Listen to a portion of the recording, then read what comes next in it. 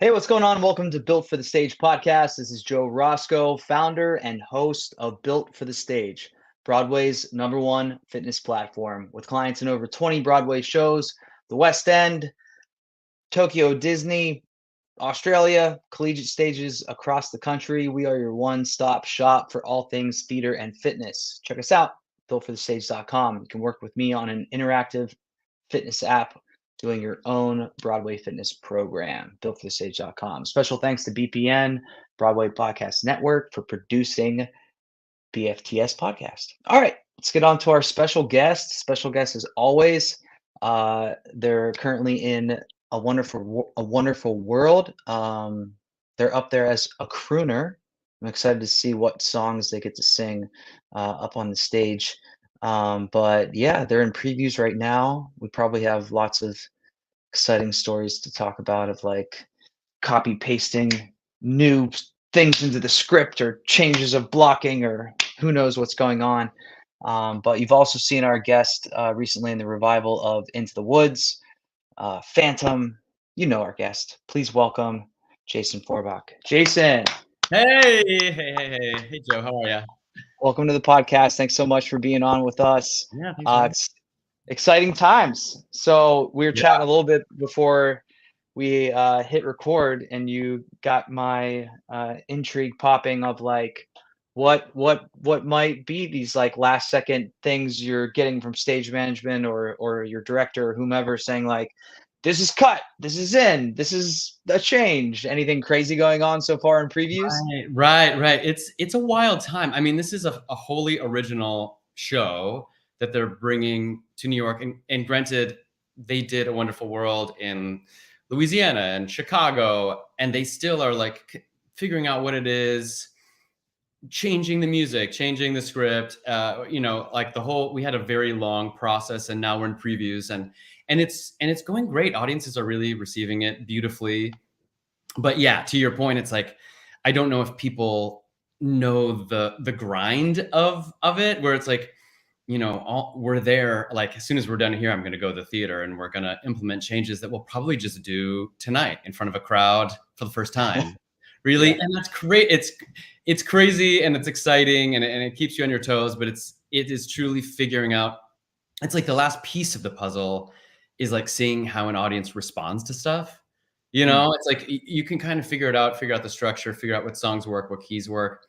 But there's still like the last element, which is like the conversation we have with the audience. And so that's like the last teaching tool. And we're implementing that every day. And the kids in the show who are just dancing their butts off and are amazing. We have choreography by Ricky Trips. He's fantastic. They did one of the tap numbers on Good Morning America this morning. So check that out. But it's really, really cool. Yeah, it's fun to be a part of something new on Broadway.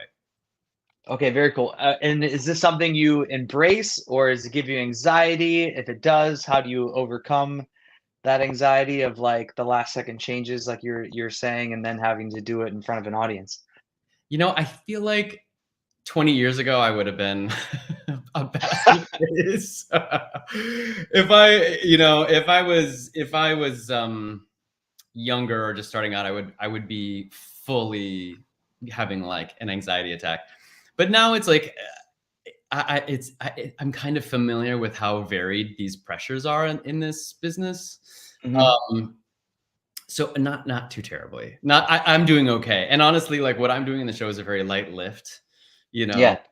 Like James Monroe Iglehart is he's so incredible in this role, and he's such a sweet guy. I mean, and this is a long show that he really doesn't leave the stage. So I think I check in with him. I'm like, how are you doing? Yeah. But he carries the show magnificently. And so, yeah, everyone's kind of like, I think it's also because you like look around and you like the people that you're surrounded by and you trust them. And that helps with that energy as well. You know what I mean? Right. Okay, so like I mentioned in the intro, you're slated in the cast list as crooner. So Yeah. any popular songs that we know of that you get to sing during the show? Yeah, it's interesting. This crooner, he's kind of like this amalgam of Danny Kaye, Bing Crosby, Sinatra. You know, like Louis Armstrong would be paired with these crooners in his like Hollywood era. Yeah. And it was always interesting to see that kind of like mashup and what it would bring out of the other guys. And they added this role and this number in their transition to Broadway from Chicago. And there is the movie's called The Five Pennies, and Danny Kaye sings When the Saints Go Marching In with Louis in the number. And Okay. that's the number that I do with him, and it opens act 2, and it's kind of like a big Hollywood splashy bit. And it's great because it recalls that moment, but it also is like we're aware of the issues with race and class and Hollywood kind of like commandeering jazz and the origins of jazz. And so it is dealing with some socio like challenging topics at the same time, what we would now probably look at as, I mean, you'd call like microaggressions, you know, Danny Kaye kind of imitating Louis.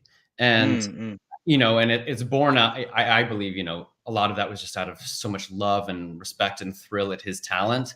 But now we know that is challenging. And so we are touching on some of those harder conversations in the span of his life and career through a lens that we can now see very clearly in 2024.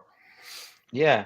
Okay, so like on that note, as far as the show, besides getting to see a recap of Louis' life or some of the songs that we love and know, what's like the heartbeat of the show, or why should the audience come and see this particular story being told of his life? It's interesting because there is a structural element that is based in his 4 marriages. There are these 4 wives, kind of each have a chapter of this story, and kind of through their relationship, we see him. And so it's a very unique take on how to tell the story of someone's life. Yeah, And I love that. Wow. yeah, it's a really and the 4 actors that are playing his wives are knockouts.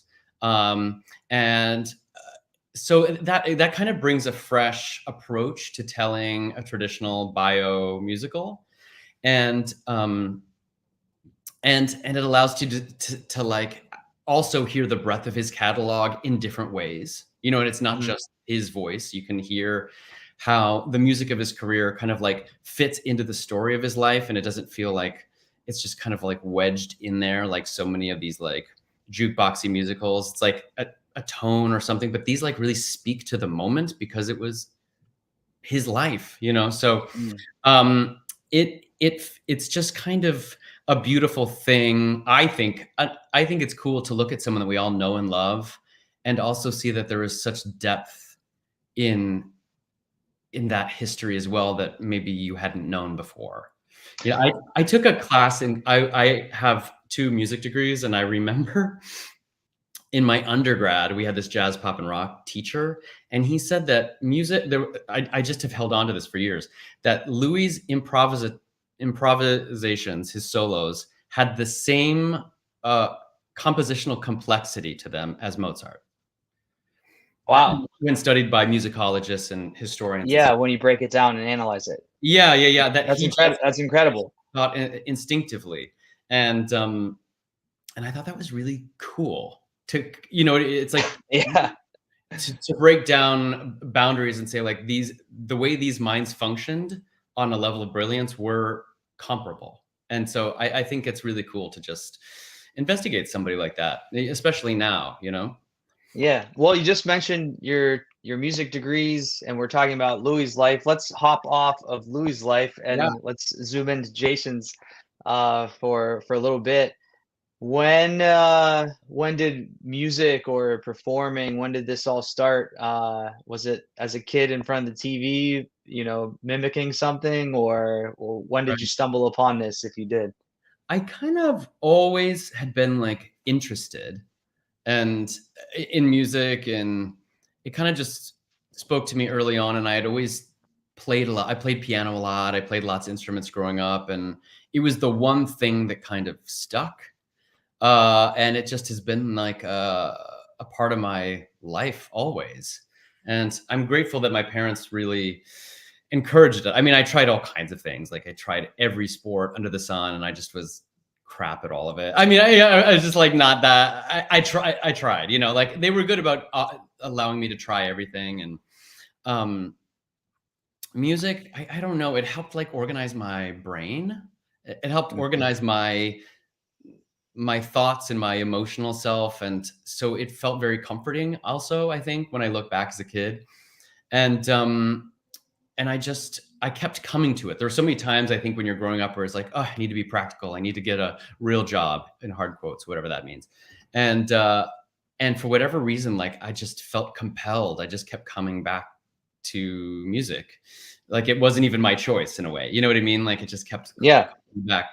And it has kept calling me back my entire life, you know? So that was, yeah, it's just kind of always been ever present, I suppose. Yeah. Okay. So for something that's always been there, and you're at this point in your career, what has helped mentally or physically with the durability or keeping things fresh? Or yeah, how would you advise someone, just from your experience, of putting together a career of consistency, but also at the same time, like your health, your Yeah. mental or physical health, whether it's from lessons learned the hard way or that you Right. found success in? It's interesting because it's all encompassing. You know, I was watching, you know, Sunset Boulevard just opened, and Nicole Scherzinger is on the red carpet, and she's speaking so profoundly about how hard Broadway is, and like Yeah. just throwing up like mad respect to Broadway performers. And it's nice to hear. And then you also start thinking about it and you're like, this is really hard. I don't think anyone realizes how hard it actually is, Yeah. until you're doing it. And then you're like, oh my gosh. And I think the, I think to be a good artist is to have a healthy understanding of your own psychology, your emotional self, your spiritual self, and have a constant, if often fluctuating, um, conversation with your body and what those needs are, and kind of what each show kind of tells you, dictates what it needs. But you know, I think if I wasn't in shows, I probably would have, you know, got caught up in partying, or got caught up in something else, or like bad eating habits, or it's so easy to do. But there was something about 8 shows, like at 7 o'clock, you have to be able to be functioning at a very high level. And it Yeah. does, you start to be aware of what you're eating and when, and how much sleep you're getting, and the value of sleep. And, you know, even, and how vocally, like aside from having a good solid sense of craft, it's like, you know, I have to, it's just being conscious of health. But that's also like, I teach voice here in the city, and much of what I teach to the young people I work with is also kind of dismantling toxic thought processes, you know? Oh, singing is such a mental game. Oh my goodness. There's Such so a much, mental game. yeah, it's like I can know the mechanics, I can know the music, but if I am constantly attacking myself while I'm doing it, whether it's singing or saying a monologue, like reciting a monologue, whatever, if Yeah. the critic is ever present, the creative does not exist. And so a big chunk of all artists' work is like doing the work, you know, like going to the gym, putting in the time, putting in the reps, but also allowing for rest, allowing for moments of contemplation, allowing yourself to be kind to yourself, so that you can just be a functioning vessel for whatever the work is. So there is no like one answer to this. And I say this as someone who's 46, who's like been wrestling with all these issues for a long, long time. I feel like it wasn't even until the past few years where I started to like trust myself and my body, and want more from myself, but also be like, you're doing the best you can. So like there are multiple scales happening at the same time with performing and health that will always fluctuate, but it's about being gracious to yourself in those conversations. Okay, let's pause there and zoom in on that. So you're saying you're 46 and you're just coming within the past couple of years of like maybe the what the full scope of giving grace or giving yourself more credit where it's due. What Yeah. was that break? What was the breakthrough that like gave you that epiphany, if you will, or also like what was holding you back all those years prior to that, do you think? I think it's a series of things. I think growing up gay, you have a lot of shame. You're Mm, processing a lot of shame. A lot of self-hate starts to become um, ironed into to the way you think. And on top of that, being an artist, you are critical. You are assessing your taste level. You are honing a new skill, and that takes time. So having a critical eye on yourself is necessary, but it's also being in control of that. And sometimes that wildly spins out of control. And my therapist called, like we have negative self-hate tapes that we run. We run the same tapes over and over again. And it stops being about betterment and it starts to kind of like erode progress. And, no matter what you do, physically or, like save a lot of friends or save a lot of followers, those are all kind of like temporary fixes. Um, and I think it's a lot of spiritual work. I mean, personally for me, I discovered very late in life about some neurodivergence and getting on a treatment plan and understanding that in conjunction with I had an experience with Into the Woods, which was really profound. I was thrown on opening night to play the baker, and mm. it was wildly unimaginable. It was a feat I didn't think I could do. 3 hours of a Sondheim show on Broadway in one of the most anticipated shows of a role that never leaves the stage. And what happened in that instance is I had no time to let my mind sabotage myself. I Yeah. liken it to like being pushed out of a plane. And I had to trust that the parachute was packed correctly and would deploy and I would land. And when the show was over and I bowed and I look to my left and my right and I'm surrounded by like all of my idols and they were like, great job.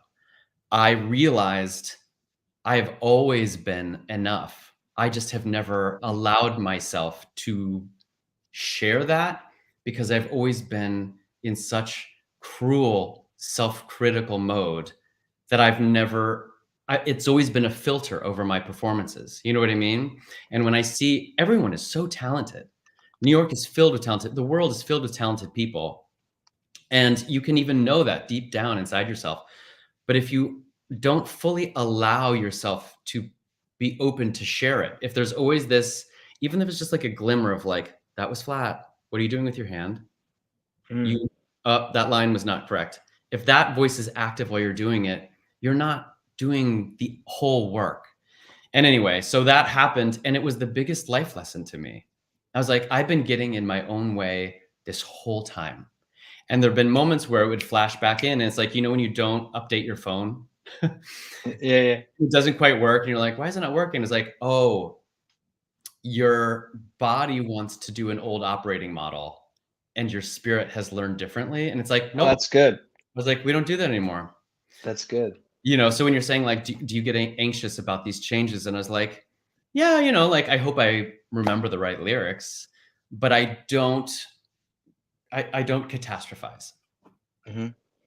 Okay, so wait, run us back. How do you get notified that you're going to go on opening night? Did you know just that day, or how last second was it?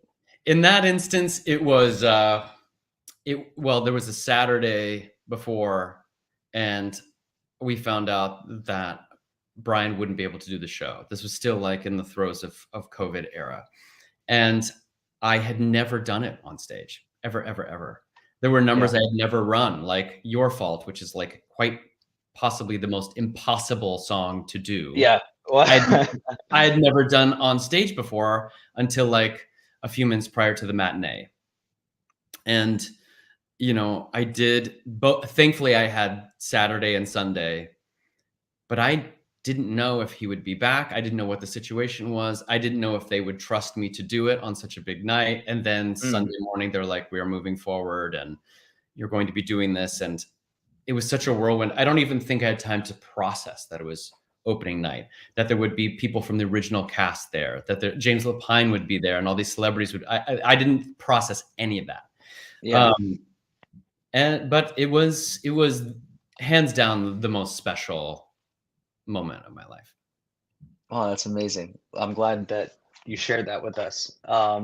Speaking of special people or taking a moment, maybe just to honor Gavin that Mm. recently passed, was there any memory from that show that you got to share or that you maybe hold fondly Mm. while working with Gavin Creel during Into the Woods? Yeah, I love him so much. Um, we so many of us laughed because I was like, he was my best friend. And then he passes, and you see how many people he made feel that way. And it just goes to show like the incredible quality of his character. Um, he taught me a lot about acceptance, about joy. Um, I was learning from him in real time all the time. Mm, He would hold the work. He was so intelligent about the work. I mean, his voice was undeniable. He was one of the singers that made me want to do this. Um, but he held the work so joyfully and loosely. And I would watch him maybe make a mistake and then make the most brilliant, miraculous recovery from it in a way that just won the audience over 10 times over. yeah, Or kind of like everything was alive and present, and the way he would play with me and the way we would come up with comedy. And there was never a single moment where he's like, "Can you not do that?" He was like, I started to do a choice, he would be lit up by it. And he's like, then how do I react to that? Everyone in that Woods company was so accomplished and so comfortable in themselves that they would see someone and be like, oh, that's you, more of you. And I think there's mhm, nothing more gracious than that. Now I yeah, know if you see a star that's kind of single-handedly carrying the weight of the show and their name's above the title and they're a little bit of a tyrant. Now I look at that person, I'm like, God, look at how scared you are. Look at how exhausted you are. That sort of cruelty or that reaction, that fear-based reaction, is just based off of fear. And I yeah, was looking at a bunch of joyfully fearless people. And joyfully fearless is the best way I could surmise Gavin Creel's approach to life. And yeah, he just made everybody feel seen, valid, heard, celebrated, top to bottom. And I think that was clearly apparent when you saw an entire industry, not just the United States, but on the West End, explode with admiration and love to him. So he changed my life, and I will love him forever. yeah. Thanks for sharing that.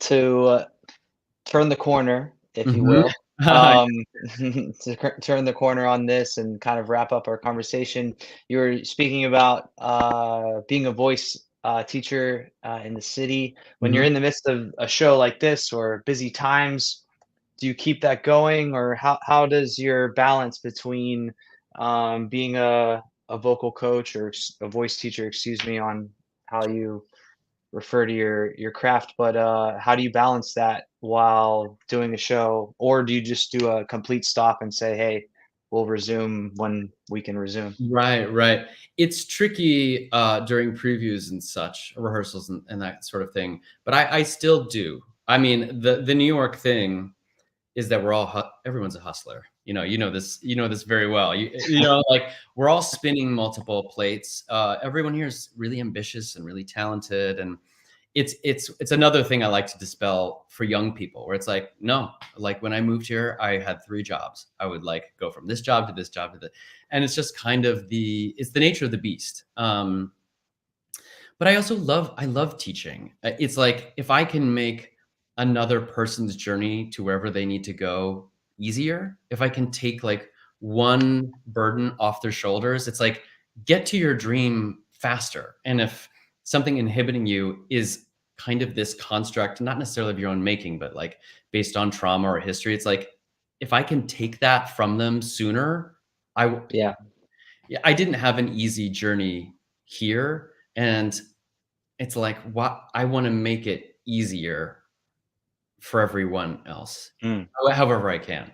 But yeah, I'm always, I always am. It's tricky doing both, just scheduling wise, but I'm also in pre-production for a film I'm going to direct. We're shooting in January. I saw that on your Instagram. Congratulations. That's Thank you. amazing. So it's like I am completely overwhelmed, and but also like scared in a way that's exciting. And you know, I think it's good. I think that's what's great about performers in general too, is the way we just have to keep pushing ourselves, you know, keep evolving, keep growing. And so yeah, I'm always teaching. I think I'll always teach no matter what, whether I'm here in the city or whatever. It's just, it reminds me of why I'm doing this in the first place. It sounds cliche, but it's really honestly true, you know? Yeah. For me now, it's not at all about me. It's about, the thing I love about doing shows is just like having fun with people and making stuff, and Yeah. seeing other people be incredible is more, it's more thrilling for me. And so I think I'll always be doing that. Well, if you have any openings, how would someone best like reach out to work with you? Find me on Instagram and Okay. message me there. I did have all these other things, and I'm so technically like a mess. So I've dropped the ball on all that. Hey, But keep it find me easy. on Instagram. Yeah, if it works, it works. Yeah, we have Jason's handle in the description of the episode, so you can just follow along with him and shoot him a message. Tell us also about the film. Like, where can we get more info on this, or when's it releasing? Tell us all the things. Yeah, so I tilted more toward writing with kind of like a full enthusiasm about like 5-6 years ago. I felt just like compelled to start telling my own stories, and it brought me a lot of joy. And I felt like a lot of what I had learned and experienced in my life funneled into screenwriting in a way that suddenly clicked for me. I just was really thrilled by it, and it became this great comfort during the pandemic. And I started writing features, and I wrote a play, and they started to be received well, and would win festivals and awards, and I was blown away by it. And it was just something that I felt compelled to do for myself, to get things out. You know, if I was just processing something, and manifested it in a script, and it helped me get over it. But the response back was so encouraging. And so I met a producer in DC, and they have been such a champion of mine, and so really pushed me to direct something that I wrote. And we've assembled a really great team. We're in a capital campaign now, so information about the film, how you can get involved, how you can contribute to the whole journey of it, is also on my Instagram. There's an Indiegogo link there, so people can check that out too. But yeah, it's like I want to elevate queer storytelling, and there isn't a lot of writers and directors in the thriller, horror, suspense cinema world that are LGBTQ plus. And so it's like there is kind of like this gap in the market, and that's the kind of story I like to tell. Those are the movies I like to watch.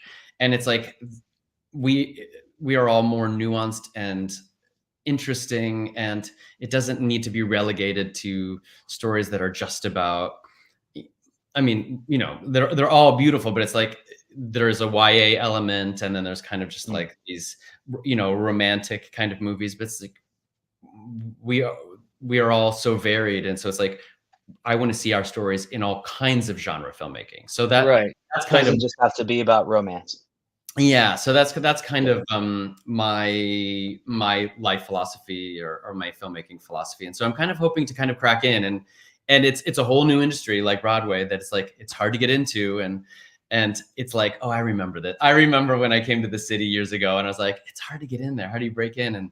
And so it's interesting bringing that experience into the film world, where it's like it's going to be hard, but you've done this before. So just like chipping away one step at a time, and so I'm excited to kind of get progress with this film, and I'll report back and let you know how it goes. Okay, amazing.